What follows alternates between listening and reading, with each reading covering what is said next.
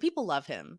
And there was this one really sweet, definitely queer person who really, really, really wanted to come say hi and love on him. And I told him, absolutely, yes, you can come say hi. He's friendly. He's just a little bit shy.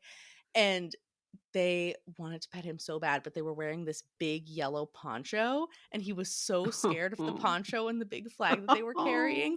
And so he was crouched down and sort of leaning out to try and sniff their hand because he wanted to say hi, but he was afraid. And I was like, I'm so sorry that he's not a social butterfly. Thank you for being patient with him. And they were like, it's okay. And a couple college students came and pet him. Anytime that I can allow my dog to cross paths with a college student, that's a good day. Because I remember being in college and knowing because the campus that I went to was super gorgeous, knowing who would come and walk their dogs at what time on what day, and you could predictably time your route to be able to pet the big Bernese Mountain Dog or whatever. So, Oh yeah, paying it forward. we knew who all the dogs were on campus and where they'd end up, and there was like one dog walker in town who would always come up to campus, and like all the dogs would get pets. And, Oh, there was, in finals week, professors would organize a thing where basically every professor with a dog would show up in, one of the event spaces on campus, mm-hmm. and students could just come pet their dogs. Oh. We had something like that. There was a greyhound rescue who would bring adoptable greyhounds for us to pet. And obviously, none of us could adopt them because we were all college students. But we also had a professor who bred Angora rabbits, and the baby bunnies would be born right around finals time. So she would bring in just this little cardboard box of like newborn baby bunnies that were maybe like, I don't know, a week old. Um, Also, can you hear my son drinking? No. Okay, thank God, 'cause it's so loud. But yeah, you could just hold this little tiny sleepy bunny and tuck it like in your scarf or in your sweater and feed them little dandelions. It was real good. One of the professors at my school had like like 3 or 4 like rescued like former racing greyhounds. Hmm. They were all like three-legged dogs. They all had like injuries that resulted in them being Oh. three-legged. And then another professor had this little fucking corgi. Hmm. And the little fucking corgi would try to herd the greyhounds. Oh. And so you'd have like 4 greyhounds and usually like a golden that was playing with them or something, getting herded by this incredibly determined little corgi. And they were all like, "What the fuck is this yappy little motherfucker?" And just like stepping over it with the utmost care. And this corgi did not give a flying fuck. It was going to herd the greyhounds and all the college students if it was the last thing it did. I love that. And I hope that it was successful in that endeavor. I read recently one of my many Monster Fucker novels. I'm so excited to see where this segue goes. Oh, just that there was a side character who was a corgi werewolf. Specifically, I think he was a corgi shifter, which I assume means that he just turns into a corgi. The logistics of shifters were not explored, but he was part of a big werewolf pack and they all turned into different kinds of dogs. And I love the idea of this one just being a little corgi. It was very silly. There was a comic, I don't know whether it was like on Tumblr or whether it was an actual comic somewhere, in which there was like, you know, a group of 3 werewolves and 2 of them were big scary wolves and one of them was like a little Pomeranian. Oh. And the Pomeranian was the older, like super buff brother, in human form, and the wolves were like his 2 little sisters. That's cute. That is. Do we want to talk about Tolkien? I would love to talk about Tolkien. I wish there was a tie-in that was dog related, but It's called A Leash. but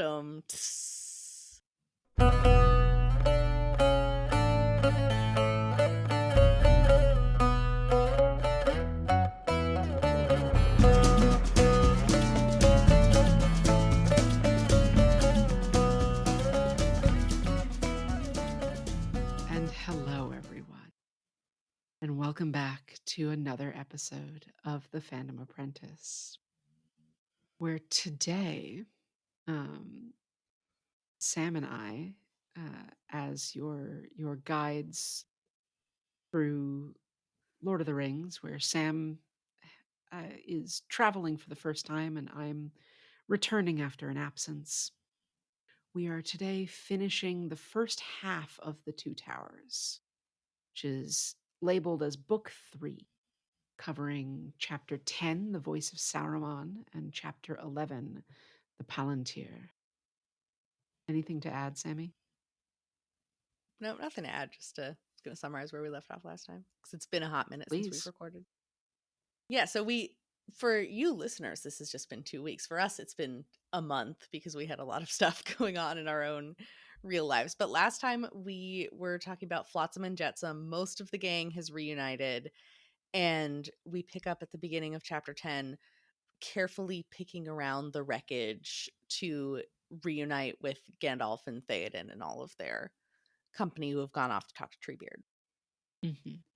Gandalf sort of sends the Ents off so they can go talk to Sauron up at the doors of Orthanc. And Merry and Pippin are hanging back and sitting on the bottom step. And Pippin wants to go back to the guardhouse and smoke a little bit. And I think, the biggest thing about this chapter, this is one of those chapters that if we were to read sections of it, I feel like we'd have to essentially read the entire chapter to get like the full back and forth exchanges. There's a lot of good back and forth dialogue. Yeah, I had to be very selective about which quotes I picked out that I really wanted to talk about because it's very pithy. And there's a lot of, Hmm. especially from Gandalf later on, unbridled sass. He is left any fucks that he had to give down in the cave that he fell into with the Balrog. He did not come back with a single care in the world because he has some good singers in this one. Yeah, and he's going up against Saruman, who is also a dramatic bitch on Hmm. on, you know, account of his also being a wizard. Yeah, and Gandalf is announcing his intention that he's going to go meet Saruman, and he invites anyone who wants to come with him.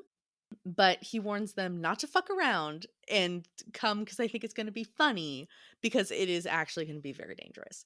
And Gimli says that he'll go because he wants to see what Saruman looks like because there was the whole thing about meeting the mysterious man in the woods and is it Saruman? Is it Gandalf? And he just wants to know if they really look that similar. And Gandalf makes the point that Saruman can look however he wants and Gimli doesn't necessarily have the ability to see through his disguises. But he agrees to let him go, and Gandalf says to beware of Saruman's voice. And so I had written that Mhm. down, going, why do they need to be aware of it? Obviously, it's the chapter title. And then we get a lot of explanation about why we have to worry about Saruman's voice.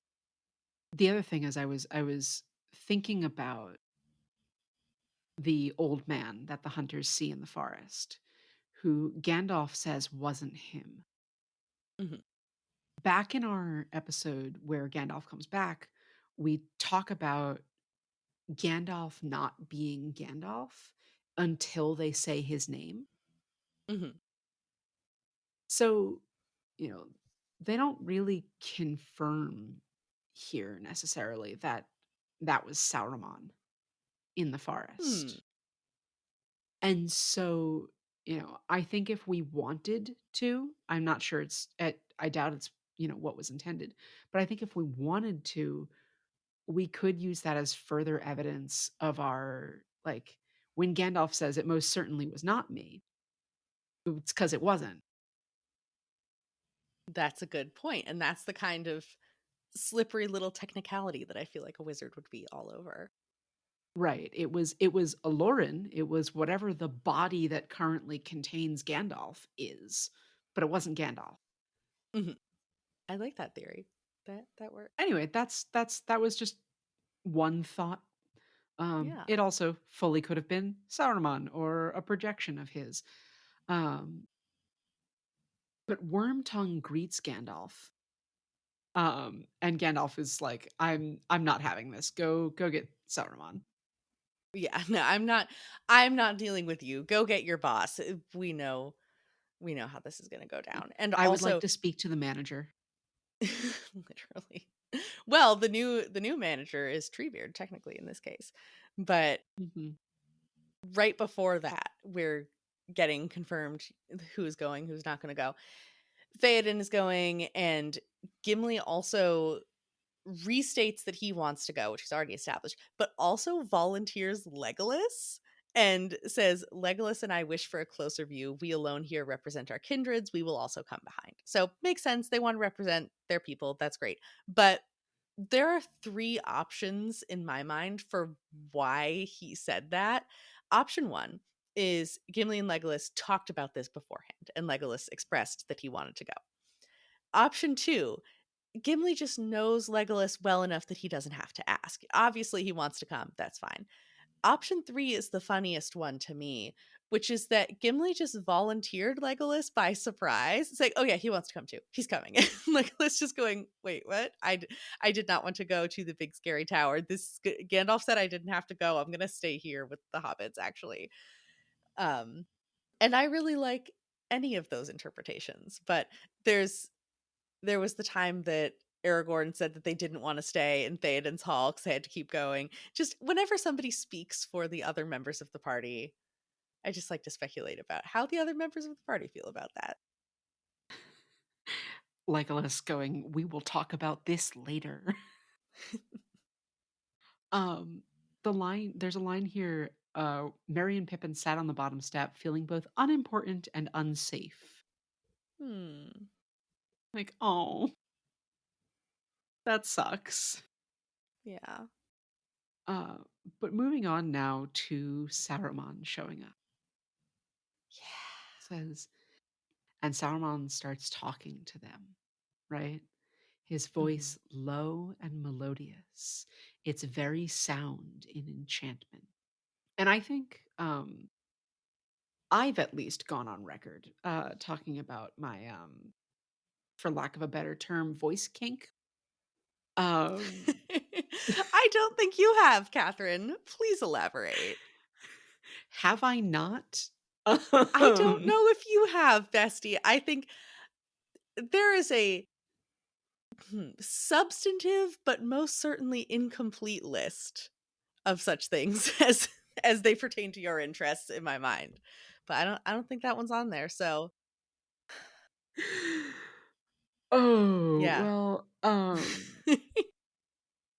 And we can cut this later if you subs want, but now I have to know. Now you have to tell me about it. I was gonna say substantive but incomplete is the title of my sex tape. I suppose I will elaborate, Please which do. is a really good voice. You just kind of feel it in your chest. Whether that's a Mhm. really deep, like, really deep voices, yeah, like a really deep, rumbly voice, you feel that in your chest, but also like really musical, higher pitched voices too. Mhm. Florence Welch, That's valid. Yes. for example, um, both parts of The Amazing Devil. Mhm. That is a band that reminds you Um, you're bisexual. um, yeah, I like really good voices. Well, And listen, if Saruman starts talking to you, don't don't even think about it. it's it's not that I would want to fuck him. I'm ace, that's not what voices do for me. Ace asterisk, we don't have time to get into the complexities of my sexuality. Um, but the point is, I would fail my wisdom save here, That's like fair. very hard. There is, when I hear a good voice, I do sort of lose all higher brain function for a few Oh. minutes. Just kind of, fall under the spell of the really good singer Mhm. or whoever I'm listening to. Um, I think about I think about, let's see, like Angela Davis's voice. Mhm. There's something about her voice when she speaks that's so, like, calls you up to action. Mhm. I love that you're thinking about the literal sound of his voice, and I've mentioned my appreciation for your sound awareness before because it's just not something that I think as much about. Because what I was thinking about with Saruman's voice is sort of the, I guess, rhetorical effect that he has, where people hear his voice, and then I have a quote. Mostly they remembered that only that it was a delight to hear the voice speaking, and that all it said seemed wise and reasonable, and desire awoke in them by swift agreement to seem wise themselves. And this effect where, he's very calm and friendly and reasonable. And of course, you're a reasonable person too, so you're going to agree.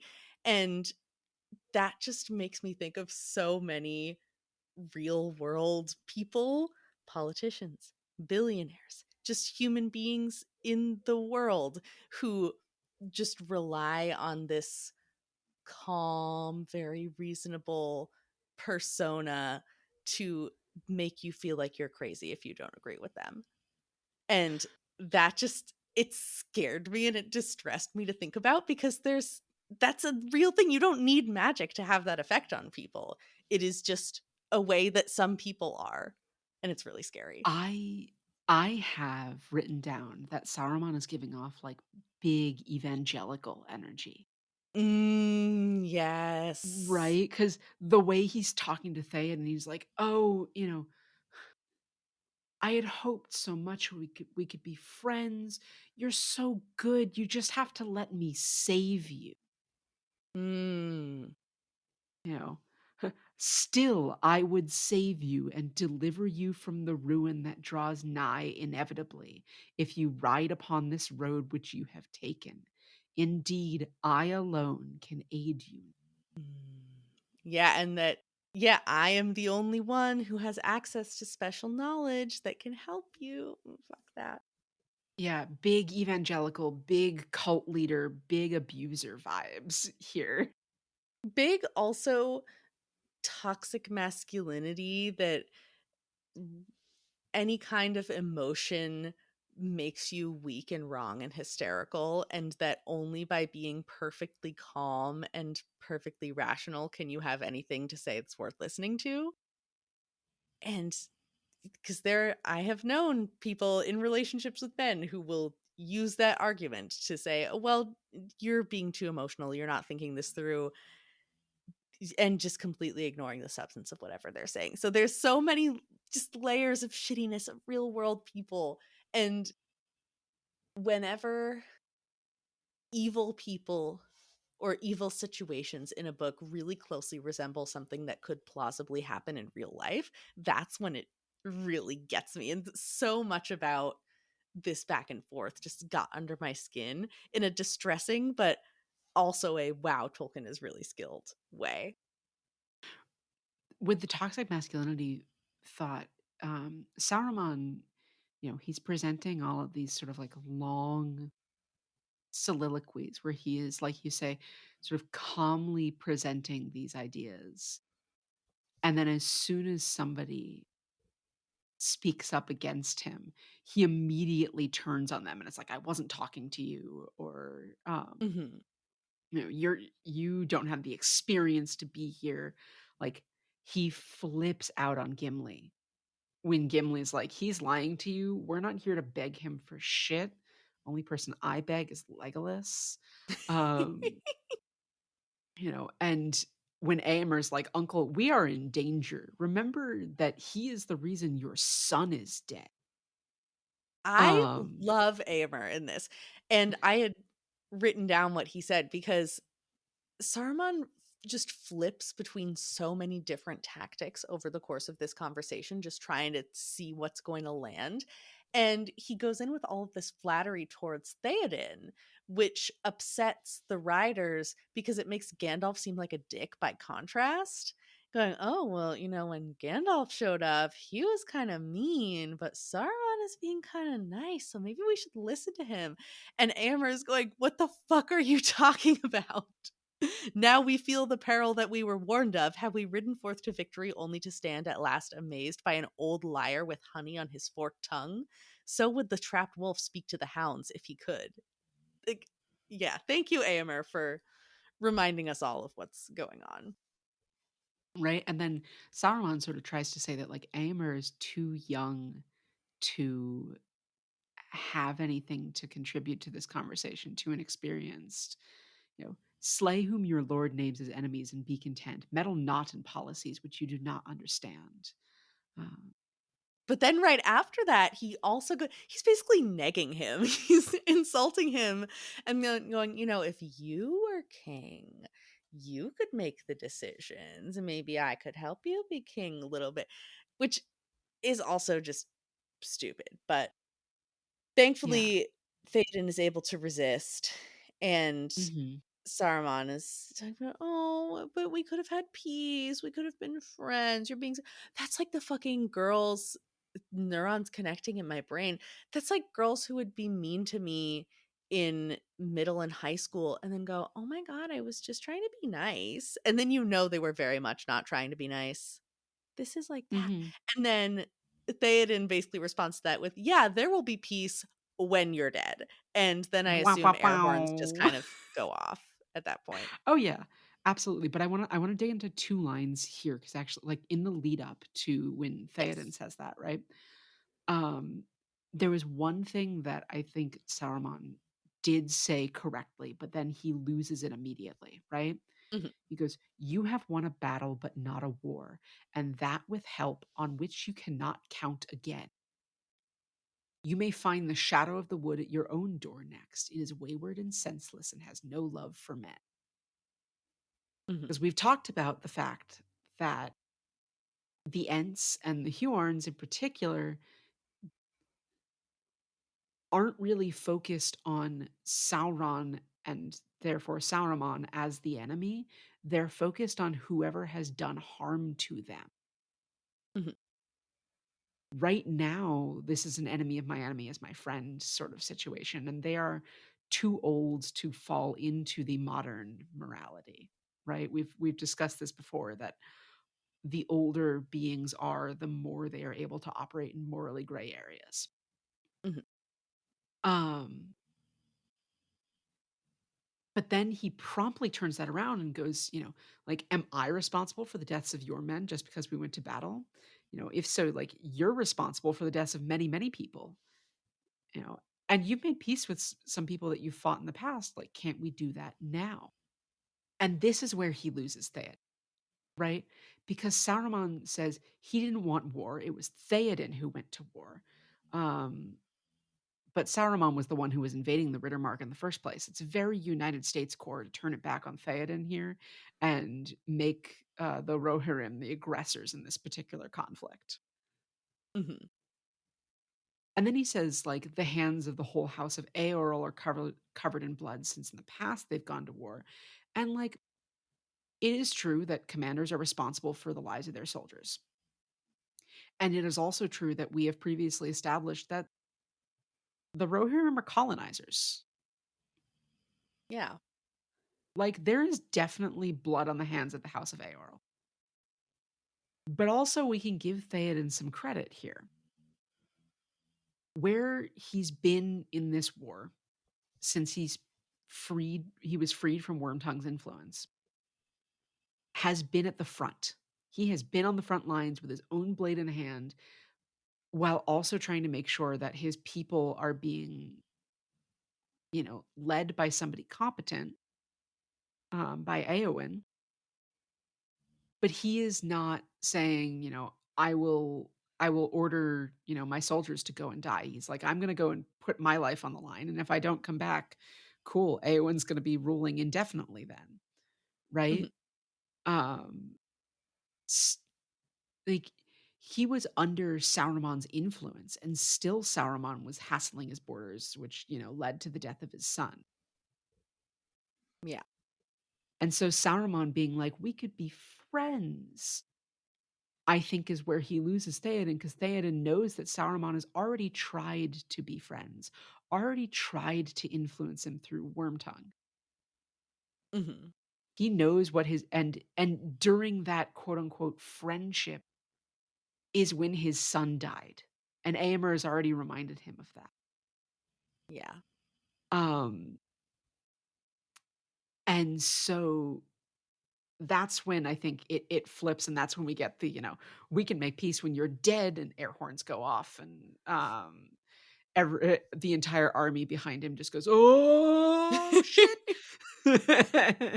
Which, yeah, they're just kind of knights are just kind of a bunch of bros, so I can actually see that very clearly in my mind. um, but he calls Saruman a liar, a servant of Sauron, and accuses him of war crimes, basically. The intentional targeting of families and children, Mhm. um, which is a war crime. Now, uh, I will give the same disclaimer one of the other podcasts I listen to gives when they talk about war crimes in fantasy, which is yes, we know the Geneva Convention does not apply here, technically, because it's not on Earth, but we are. Yeah. We have a frame of reference and we are going to use it. And the next war crime where where Theoden talks about burning down fields.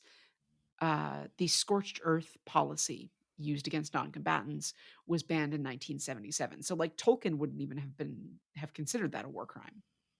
Hmm. Because That's a good this would point. not. However, under our frame of reference, it is a war crime.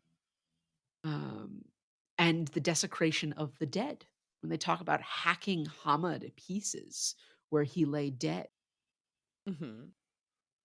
right? And if we're going to talk about if Sauron is going to lay the blood of all of Theoden's dead soldiers at his feet and make Theoden the responsible as the commander, the responsible party for the actions and deaths of all of his soldiers.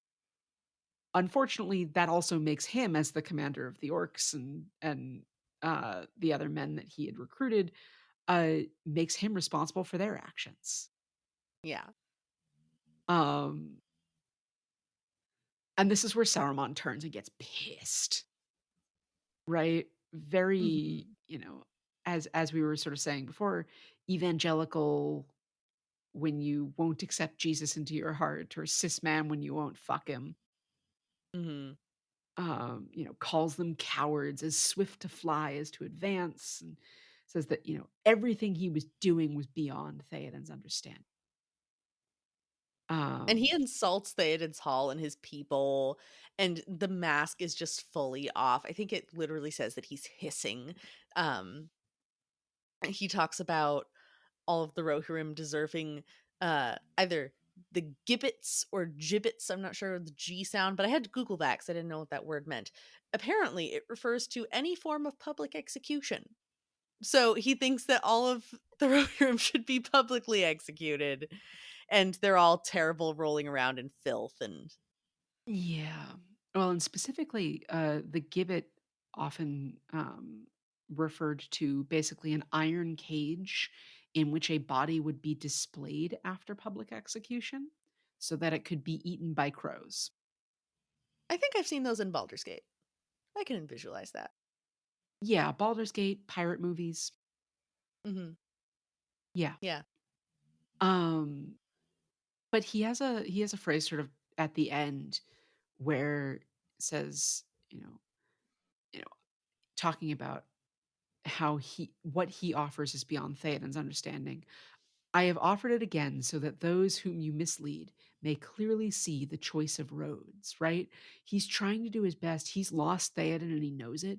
He's trying one last time to undermine the faith that Theoden's army has in him. Hmm. He's trying one last shot to get the Rohirrim to mistrust Theoden. And then he turns to Gandalf. Oh, yes, he does. And Gandalf has this is where his really incredibly sassy remarks come out. So, just right out the gate when Saruman's trying to reason with him, Gandalf stirred and looked up. "What have you to say that you did not say at our last meeting?" he asked. "Or perhaps you have things to unsay." Unsay? That's incredible. That's amazing. I want to use that anytime somebody needs to apologize to me. Do you have something you want to unsay there, friend? That's so good. The friend at the end is really what's gonna make that. Well, also just because I'm a childcare worker, so everyone is friend. So it's, oh, hello, friend. I heard some hurtful word. Saruman, friend. These are some hurtful words that are coming out of your mouth. I understand that we're having some really big feelings, but the consequence of taking those feelings out on other people is that they are not going to want to be friends with you. They are not going to want to join your army and serve your cause. They are actually going to go and play with their own friends. Yeah, you can go to your tower and you can take a break and think about like that's where friend anytime I end a sentence with the word friend, that's not like some kind of cool I don't know, cool lady who's about to murder you. It's just preschool teacher energy. It is perfect. That was a display of power that you just put on. Thank you. That's like Miss Frazzled who makes all the videos about gentle parenting members of Congress or gentle parenting your aggressive family member at Thanksgiving. I feel like I could make those videos. It's gentle parenting the villains in Lord of the Rings. I could do one Um, with Smeagol about sharing. There's a lot of potential there. This could be my new niche. well, if you ever wanna do one and put it on our Instagram, you can follow our Instagram and see that at FanappPod Hey, or our TikTok. Maybe that's how we get back on TikTok. maybe. But anyway, yeah, unsay. Um, Saruman is trying to, like, throughout all of these little monologues, paint himself as like the most maligned, the most misunderstood. He only wanted to help. yeah. And he's trying to play up all these connections between him and his target and pouring all this magic and honey into his words. And Gandalf just goes, "Bro, you should have been a court jester. You are fucking funny." Oh, that's another just ice cold. Saruman, you missed your path in life. You should have been the king's jester and earned your bread and stripes too by mimicking his counselors. What? That's And this is after Gandalf made such a big deal out of saying how dangerous it was going to be to go encounter Saruman. And then he's just throwing out all of these lines. But there's also so much hurt and heartbreak between them, which I'm kind of getting ahead of myself thinking about Gandalf's motivations for entering into this conversation. But you see so much just kind of internal warring within Saruman as he's constantly changing tactics. And then I'm trying not to get ahead of myself, so we'll talk more about that later.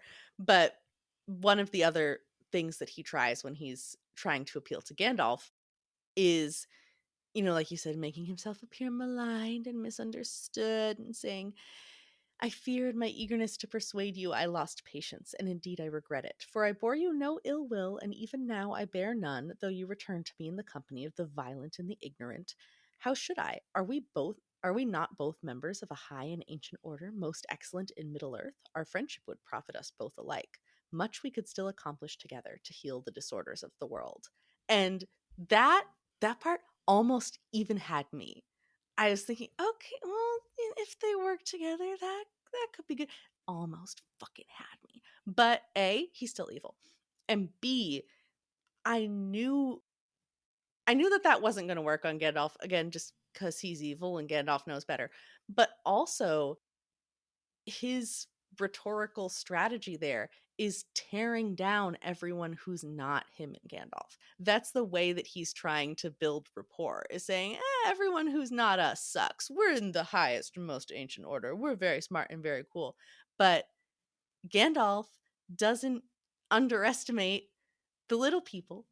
which in the sense of the hobbits literally, but also just figuratively in terms of mortals in general, that's not going to be the way to Gandalf's heart. You can't disrespect mortals and expect Gandalf to go along with that. Well, and I think the other thing is as he's trying to change all of these tactics, every time he changes tactics, he throws the previous one under the bus, Mhm. right? And so, you know, he was trying to, compliment Theoden, and then he starts maligning Theoden. And then he's trying to use the maligning of Theoden to discredit him in the face of the riders, right? And then he says, that all the riders should be hanging from gibbets. Um, and now he's saying that all of them are beneath him and Gandalf. And you know, when he had just previously been like, "Oh, essentially they have a choice. They can see through uh Theoden's poor decisions." And so any progress that he might have made with the previous tactic gets immediately erased by his next one. Mhm. Yeah. Until his power fades and he's out of spell slots. Basically, yeah. Yeah, he's out of spell slots, and one of the phrases that he keeps coming back to is telling Gandalf to come up into the tower. But then Gandalf asks Saruman to come down. And this was one of the parts in this chapter that just absolutely broke my heart. And Gandalf kind of gently appeals to Saruman to basically say, Isengard didn't turn out the way that you wanted it to. There's a lot of other things that you have put your trust in, other plans that you have made that probably are also not going to work out. Would it not be well to leave it for a while, to turn to new things perhaps? Think well, Saruman. Will you not come down? And he knows that Saruman won't do it, but he has to try because he hasn't given up on the possibility that he could make a better choice. And he doesn't want to hurt or imprison Saruman. He's offering him true freedom. He's saying, if you come down, his only condition is he wants the key to Orthanc and Saruman's staff, which he even says he'll return if Saruman can earn them back and display good behavior. And this is more of this theme that we've seen so many times of none of the good guys in this story want to dominate other people. They don't want to be in charge. They don't want this power. They want to eliminate the problem. And Gandalf doesn't want that power either. He doesn't want retribution against Saruman. Rin is just pumping their fist in the air, just making me feel so cool. Thank But you. because, well, what I have is because Saruman then Mhm. accuses Gandalf of being power hungry, basically, Yeah. right? And my next thought was, and here we see where he's truly fallen to, because the discussion we had a couple of times back about how like Sauron can't even conceive of the fact that the company wants to destroy the ring, Hmm. right? Evil only understands goals that involve seeking power. Hmm. And that is now all Sauron understands. He can't imagine a world in which Gandalf isn't seeking power and seeking to overthrow and usurp him. And we see this little tiny bit of internal conflict. Saruman thinks about it, but evil wins.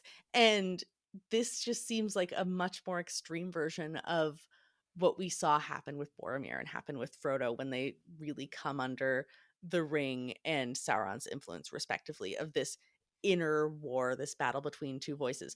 And I think what we're meant to get from this is that Saruman still has the tiniest, littlest glimmer of free will of the person that he maybe used to be somewhere deep in his mind, and Gandalf is reaching out to it. And we see it, and then we see it get smothered. And that is just the most tragic, most sad thing. But He makes it clear what he's going to do, and Gandalf snaps his staff with magic and fires him from the council. Mhm. Yeah, it he breaks Saruman's staff, and it's sort of implied with that Saruman's power breaks. Mhm. So I'd like to talk about magic staffs for a minute. Please do. It's tangent time on the podcast. Um, Is this going to be the type of magic staff that I'm expecting you to talk about, or is this going to be a different kind of magic staffs? I think we'll get there. Okay. You seem so excited about this. I am, because I love hearing you talk about stuff, and also because if it's the Viking magic staffs, then it's very funny. We'll get to that. Yes. Okay. So magic staffs and magic wands have a long, long history. They show up throughout mythology, throughout history, as symbols of power, as, magical implements. You've got the caduceus of Hermes, you have Odin's staff, um, and there's a bunch of theories as to, where this could have come from. Um, but, we have magic staffs showing up basically from as long as we've had mythology, Mhm. right? And I have to think, is it because it was associated with older wise folks because, it was a useful mobility aid for them, and so just wise people carried staffs with them? Is it is there some other cultural significance? Um but there are symbols like scepters of power are staffs, and the scepters of kings and royalty, and like staff of office, um and the um I don't know whether the title is provost, but one of the academic people at like convocation at my university had always had a big staff and would thump it on the ground when at like the opening Ooh. of ceremonies, which was very fun. But yeah, wizards having staffs or wands, and what a wand is, I think we're very used to the idea from the turf books that a wand is like Mhm. a shorter thing and a staff is a big long thing, but like within mythology they're essentially the same. Mhm. Um but specifically Gandalf having a staff makes sense because, as we've previously established on this podcast, Gandalf is Odin. Mhm. Tolkien referred to Gandalf as my Odinic wanderer. Um, and the staff was an essential part of um, Odin's image and of the image of some of Odin's priestesses, um, who were the seeresses, known as Volor, or in plural, or Volva in singular, which means staff bearer. And so this is just a historical example of wise or magical people carrying staffs, right? And the staff played a central role in the magic of Scyther. And what I'm about to talk about is kind of a fringe theory, but it was presented to me by my Nordic religion professor, so I'm going to present it to you. And it's a Um, fun one. It's a fun so, uh, Scyther is the practice of seeing into the future. It is a magic um, that involves clairvoyance and seeing what the future holds. Um, and it was, except for Odin, typically essentially an exclusively female practice in Viking society. Scyther, this is that we're now fully on a tangent here, but that's okay. To perform Scyther as a man was considered ergi, which was an insult connotating unmanliness. Um, and it was so severe that like someone uh, you know, calling somebody else Ergi would pretty much immediately get challenged to a duel. Mhm. It was a severe insult. Um, so it's really interesting actually that then Odin, the, manliest of all men, performs cider. Um, Cider was probably accomplished through use of like hallucinogens, plants, or fungi. In the grave of a particular vulva, they've found henbane residue in a tin that would hold like an ointment of some sort. And henbane is a plant in the nightshade family that can induce hallucinations. They've also found the wood has long since rotted away, but they had metal toppers on their staffs. Mhm. So all of these vulva had staffs always.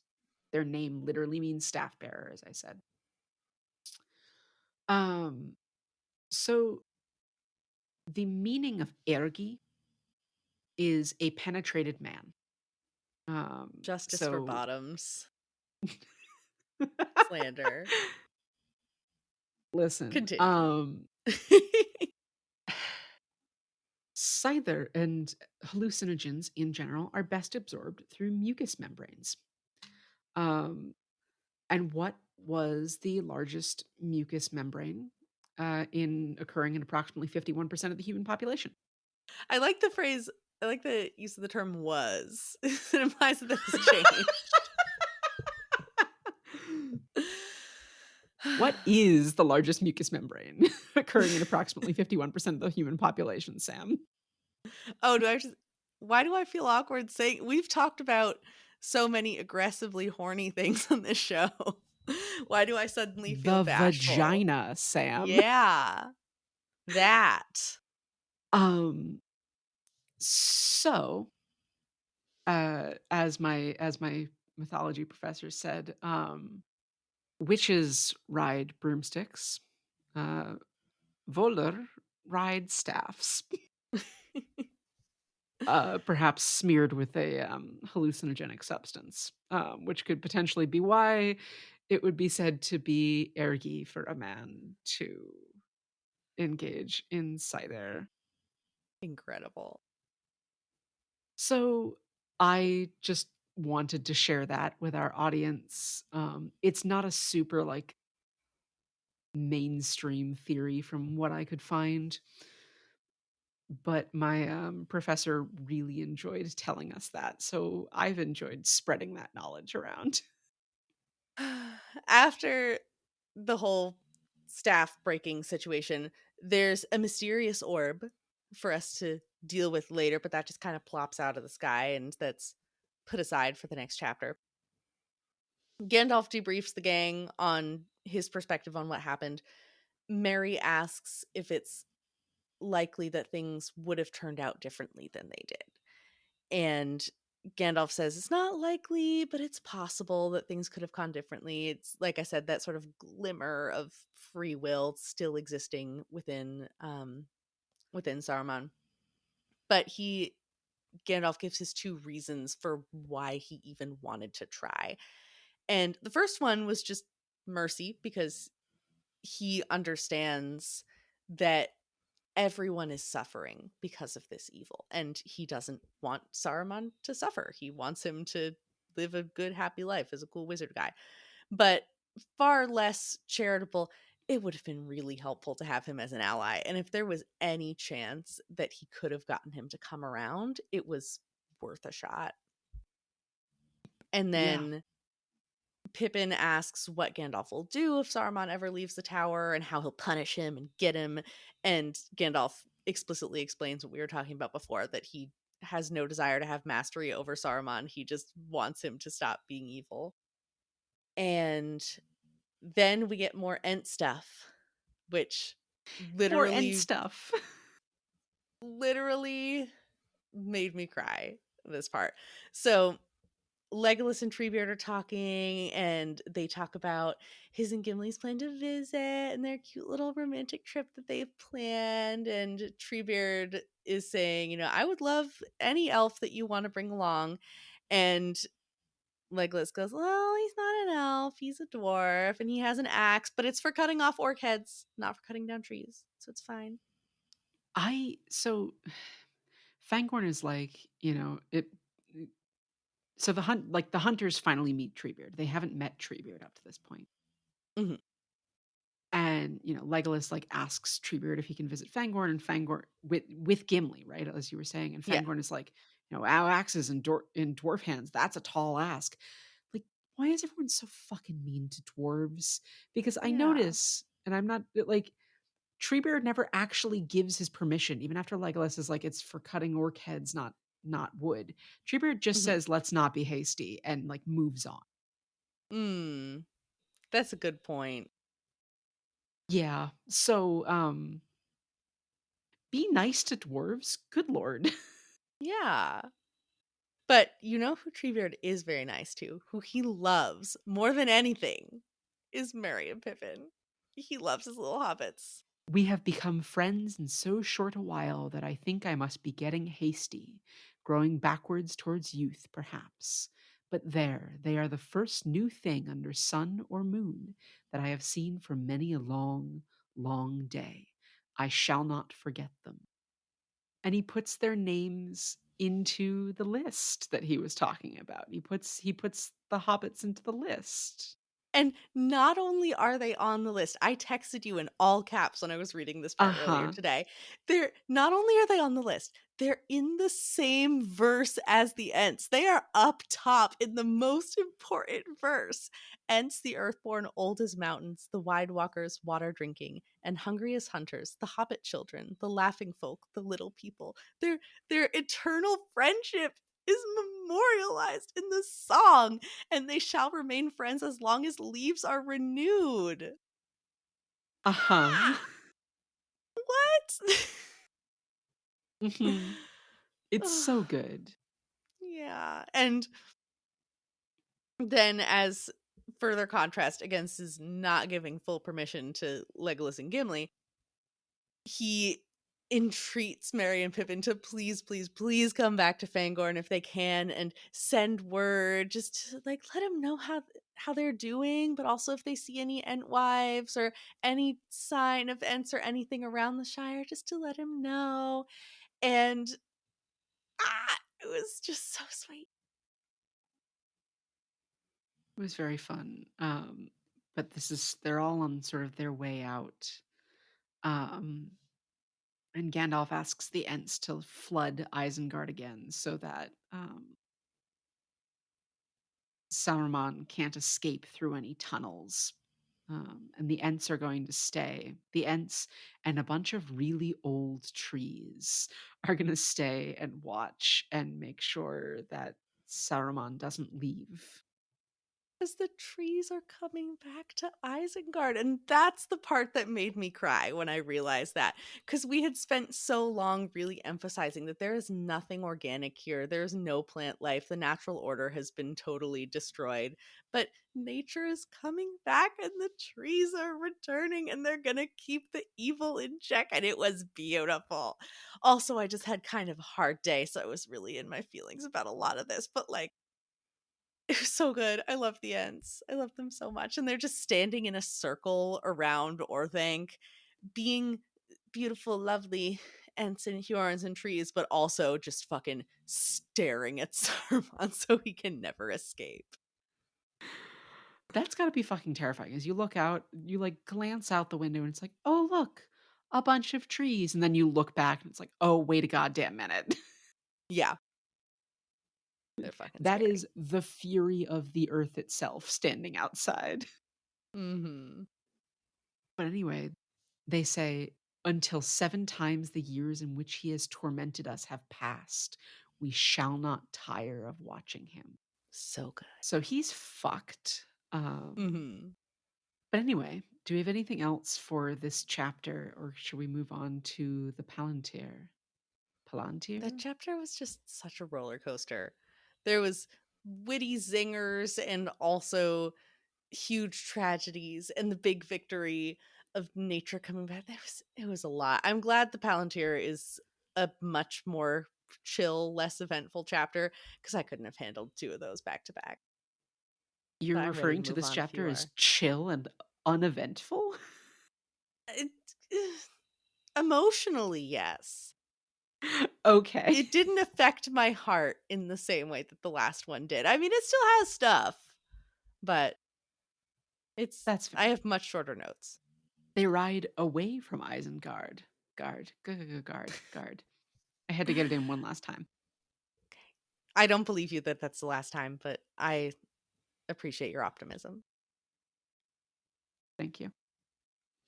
Merry rides with Gandalf and Pippin is with Aragorn. In the last chapter, Sauron referred to the hobbits as little ragtags.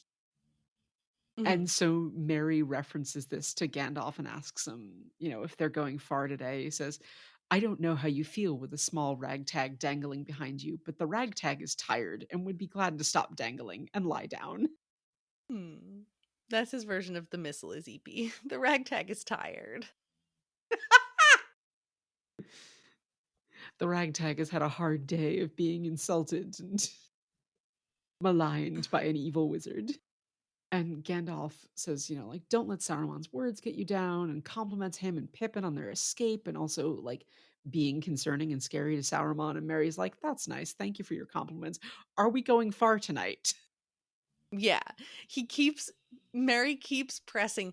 I just want to know where we're going and and Gandalf says they're going to Helm's Deep and Mary says, "Where and what are Helm's Deep and all the rest of it? I don't know anything about this country."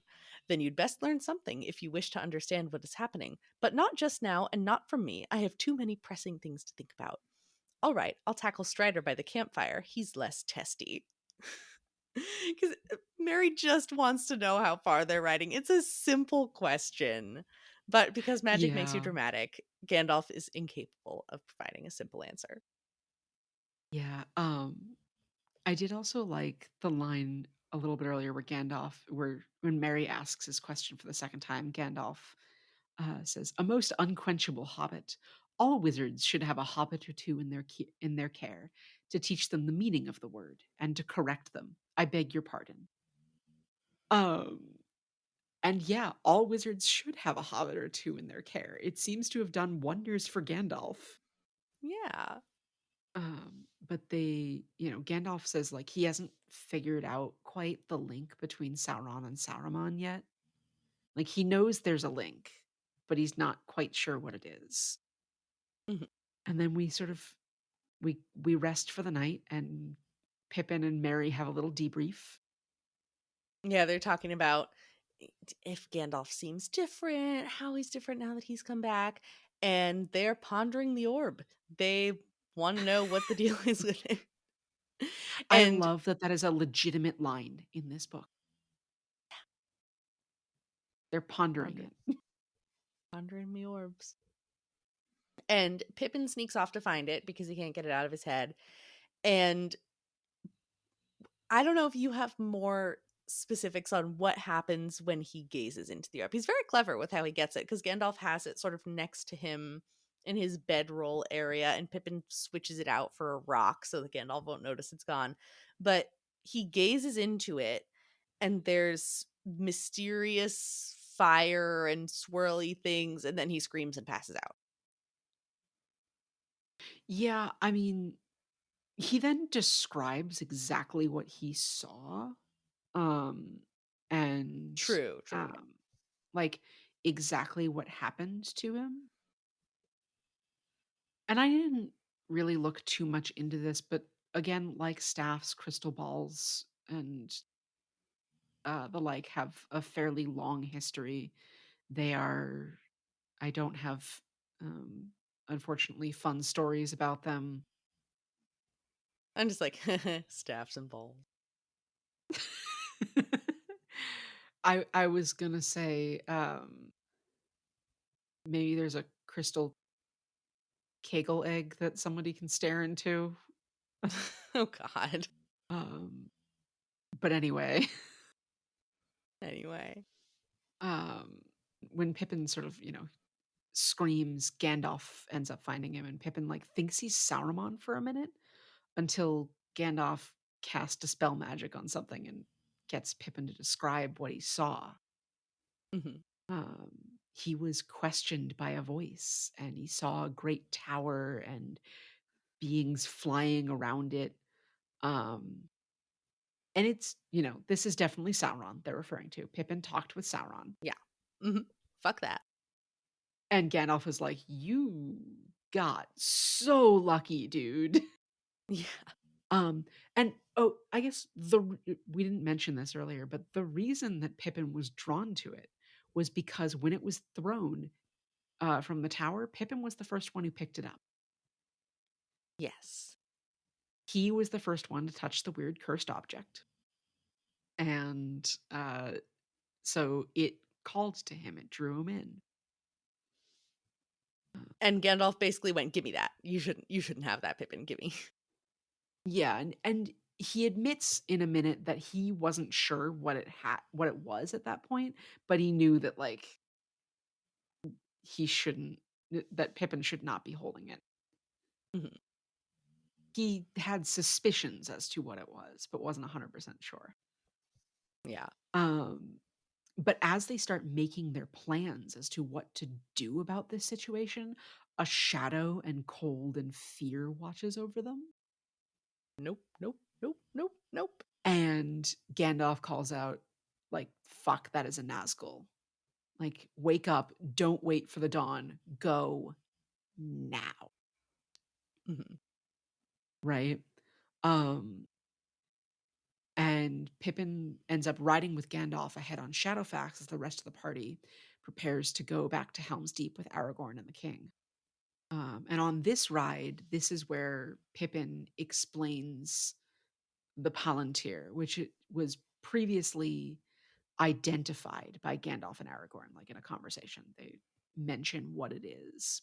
Um, but here's where Gandalf sort of explains the Palantir itself. It means that which looks far away is used to see far distances and to converse with each other across distance. And clearly, Sauron got his hands on one. They belonged to the men of Numenor at one point.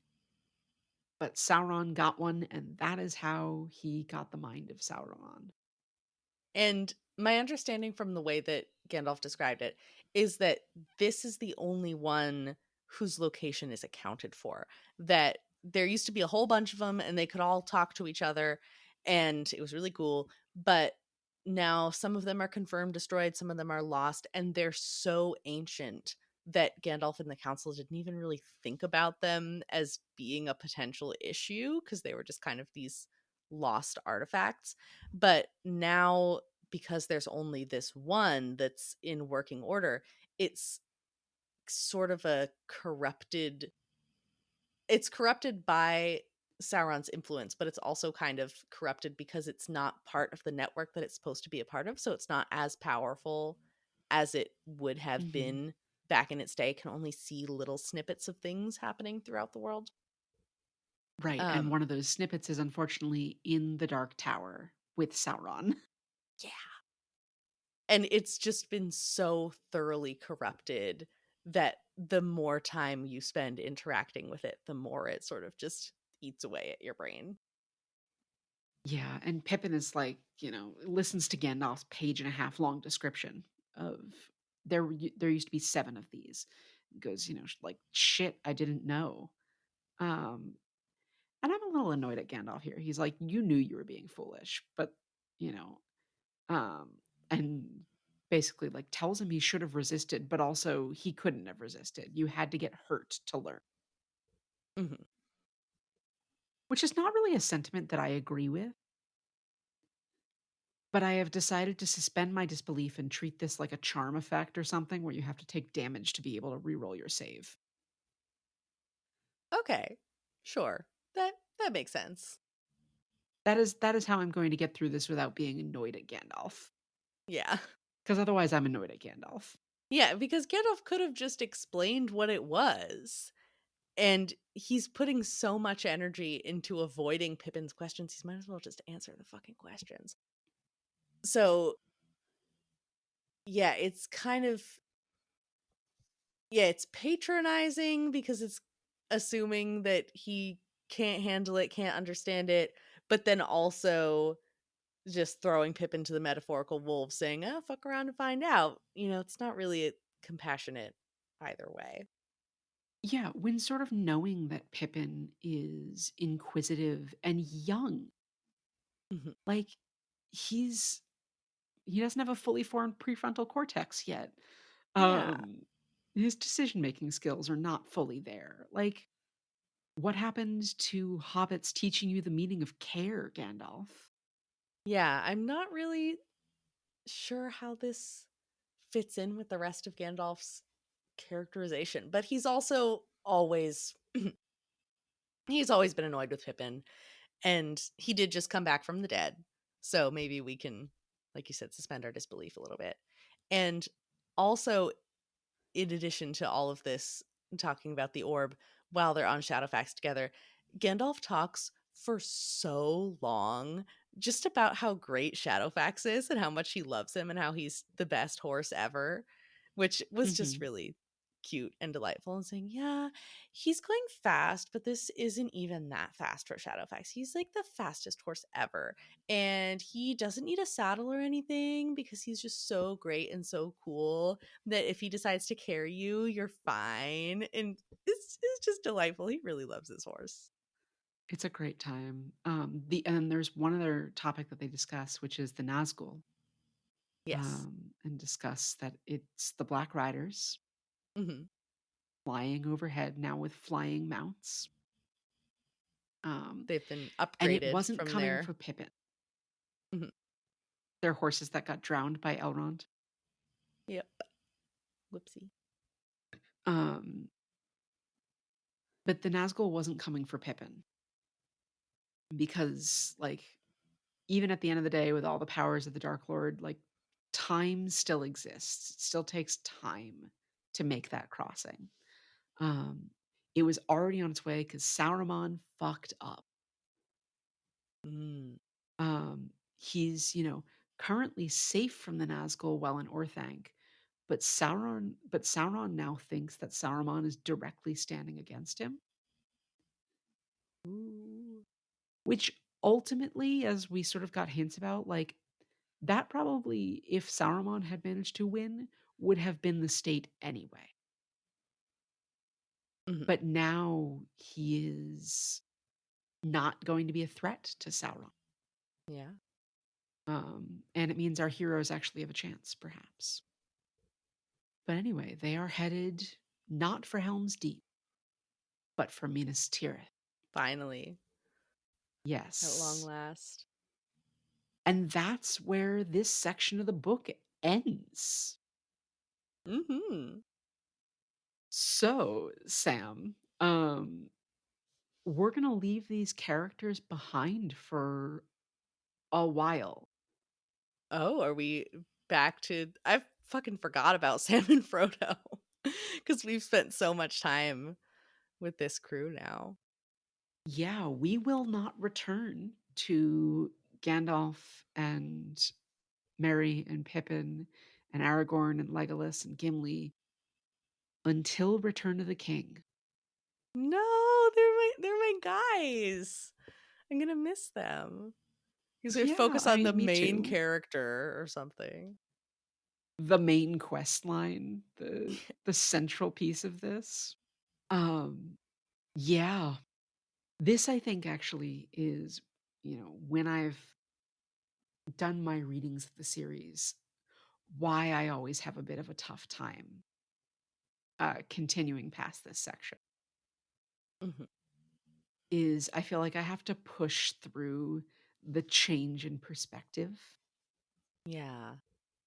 because we're getting these big world sweeping, epic battles and journeys and travels and ents and things, um, with the hunters and Merry and Pippin.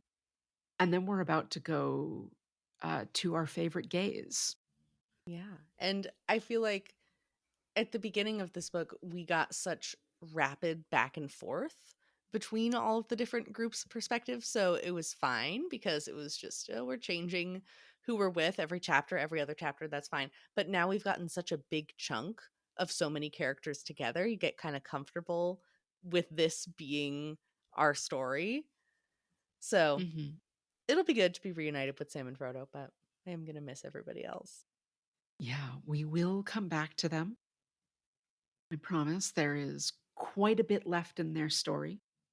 Wait, are the two Um, towers Orthanc and the Dark Tower? Is that what the two towers are? Sorry, I had just interrupted you. But I'm like, because I was just thinking about the book. I'm like, wait, are those the two towers?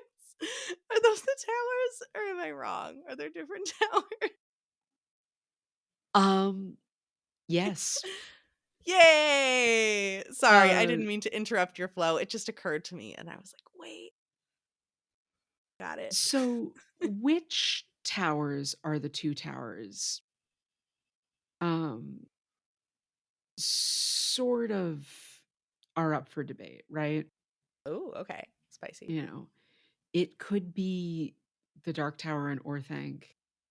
The other tower options are, the Tower of Cirith Ungol, um, and which we haven't encountered yet, and Minas Tirith. Okay. So, technically, there's 4 towers, if you wanna get technical about it. Well, we'll see. We'll see if I revise this stance at the end of the book. I tend to think that the 2 towers are Orthanc and Barad-dûr, because Mhm. those are the 2 towers sort of looming over this entire book. I think in many ways, Orthanc looms over this first half of the 2 towers, and Barad-dûr, while it doesn't show up in the next half of the book, is looming over the next half. I like that. Thank you. Um, Again, although sorry to they derail will you. I be just I no, had no, to. no, no. I think they will also be the argument for it, one of the towers being Cirith Ungol instead of Barad-dûr, makes sense because this first half of the book was about basically a journey to Isengard, Mhm. and we're about to have a journey towards Cirith Ungol. And what Cirith Ungol is will become clear in 1, 2, 3, 4, 5 to 6 episodes. All right. um, which brings us to do you have anything else for this section of the book that we want to talk No, about? I don't think so. All right. Well, a little bit shorter than our standard episodes today, but that's never a bad thing. Um, Next time, we will have an intermission episode, a non book related episode to break up these 2 sections of the book. And then after that, but we'll do one this time. And Mhm. after that, we'll jump back into the 2 towers with book 4, chapter 1, The Taming of Smeagol. Um, and I'll put out a schedule when we get to this point of um, what the next few chapter or what the next few episodes will be and the chapters they'll be covering. So if you are reading along with the podcast, you will have the opportunity to do that. And until then, if you want to see that announcement, you can follow us on our socials at FanAppPod on Instagram, X, and TikTok and Tumblr. You can send us an email at thefandomapprentice at gmail.com and subscribe to our podcast wherever you get your podcasts. I'm just looking at you, Sam, as if I don't know if you have things to add, but I didn't have more things to add. I didn't know if you had more to say. I don't. Yeah. Well, thank you all for listening. Thank you for hanging out. We appreciate any time that you choose to spend with us is very cool and very humbling to think about people using part of their day to listen to us talk about Lord of the Rings. So, thank you. We appreciate you, and we'll see you next time. Yeah. Yeah. This podcast, we make it for us and we're, you know, I'm personally flabbergasted and astounded and very, very grateful that we have people that enjoy listening to what we talk about. It's pretty cool. And now that I have lost the plot, this seems like a wonderful time to end it. All right, everybody. See you next time. Thank you and good night. Bye. The Phantom Apprentice is produced and edited by Rin and Sam. Our music was composed and performed by James, and our art is by Casey Turgeon. This podcast is created for non-commercial entertainment purposes, and the opinions expressed therein are our own and are not reflective of the opinions of any other person or organization. The content discussed is the property of the Tolkien estate and is used here under fair use.